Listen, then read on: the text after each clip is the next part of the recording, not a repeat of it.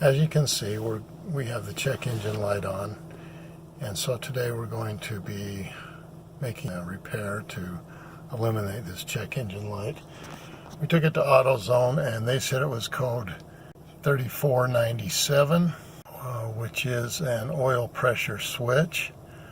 I just had my oil changed at a Honda dealership, and now all of a sudden this came on, and I wonder if that had something to do with this. So what we're going to do is we're going to go ahead and change out the oil pressure switch, and I will give you a printout of the parts that you will need to make this repair. It's a pretty simple repair, and I'll give you a copy of those.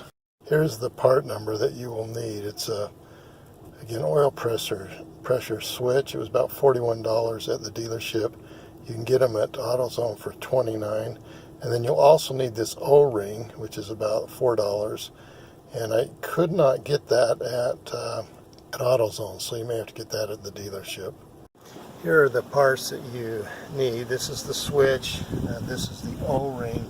The tools that you will need will be a torque wrench, a flathead screwdriver, and a socket, a 24 millimeter socket.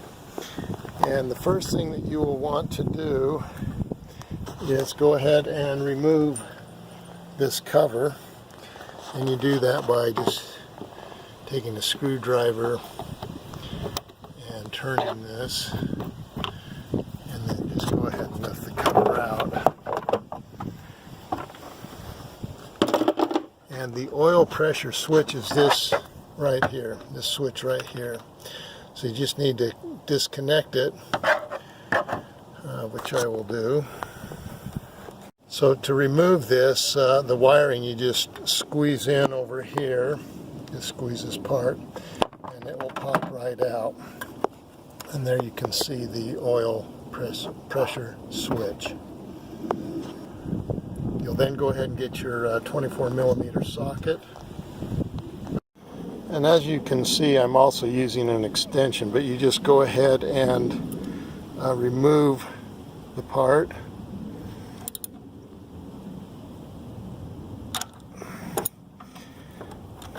And once you get it loose, you can just tighten it with your hand.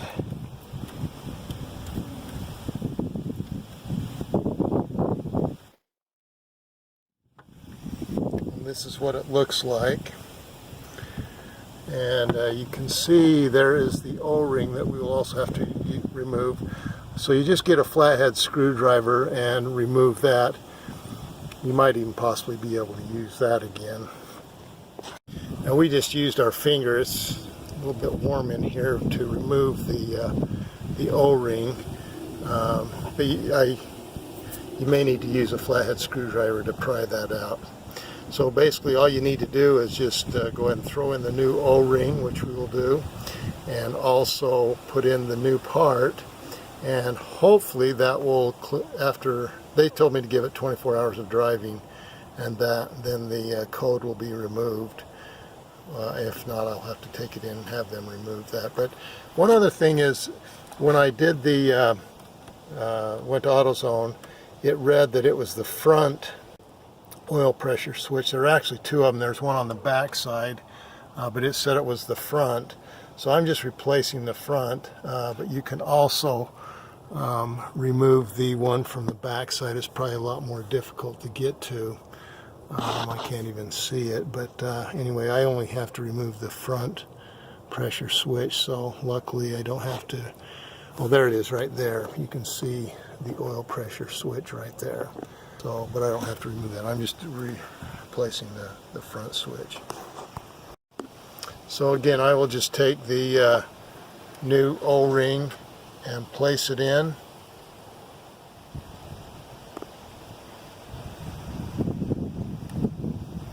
Make sure you get it right on.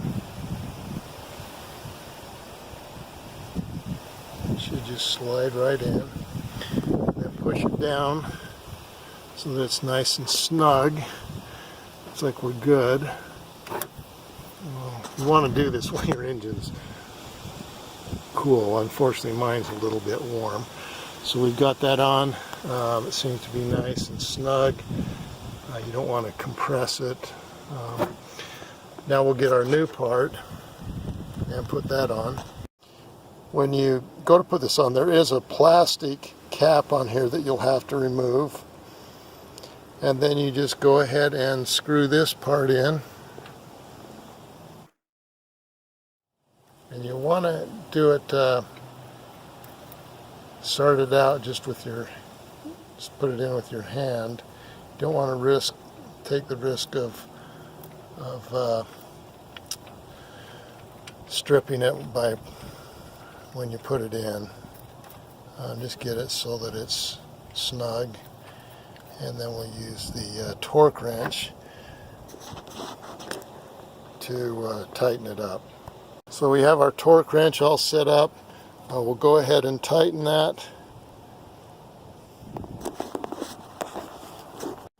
Okay, again, I said you had to set this at 15, actually 16 foot-pounds. We've got the torque wrench. I will just go ahead and tighten this.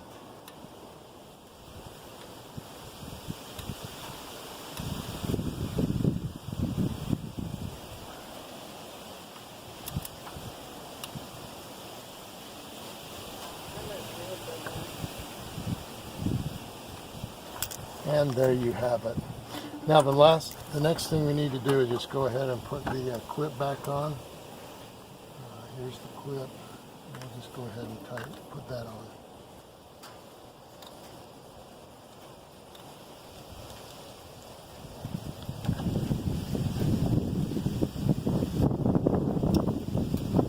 Thanks for watching Big Al Repairs, and hopefully you'll subscribe.